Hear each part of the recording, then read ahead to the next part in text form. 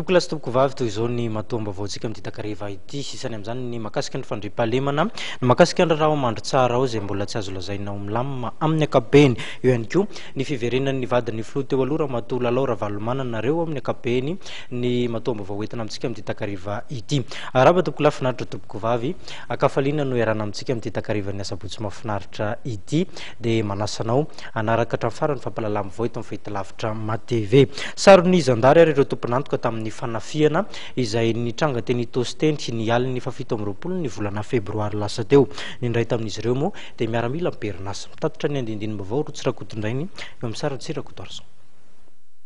Ny aliny 17 febroary lasa teo no nanafika teny Tosy ny andiany Jiolahy rehefa izay dia nanafika teny Ambohidrapeto indray izy ireo ary nisy nandritra fotoana io ny fifampitifirana teo amin'ireo mpitandro ny filaminana ka Jiolahy iray ny voatifitra teo amin'ny tongony ary naratra mafy ny rogody ihany koa moa ireo Jiolahy nandritra ny asany izay tratehaky ny polisy tao amin'ny toeram-ponenan'izy ireo izany ody izany. Ireo zany natao ny fanadihadiana dia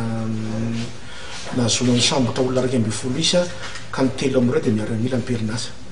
Mbola tadiavina amin'izao fotoana zany dia maramila anankiray sy olona anankiroa. Le maramila ray fa nazona vaovao tefy efa ao efa alaina rehefa avy eo fa mbola misy olona anankiroa zany izay mitondra ny basy mbola efa mpitadiavina hatramin'izao.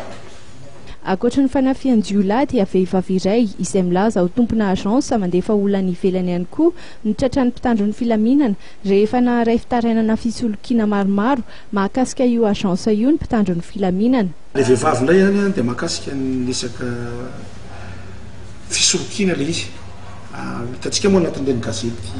miseho andavanandro ireny dia misy zany olona agence de placement hoe mandefa ny Australia, mandefa ny Maurice, mandefa ny Arabie Saoudite, mandefa ny Canada.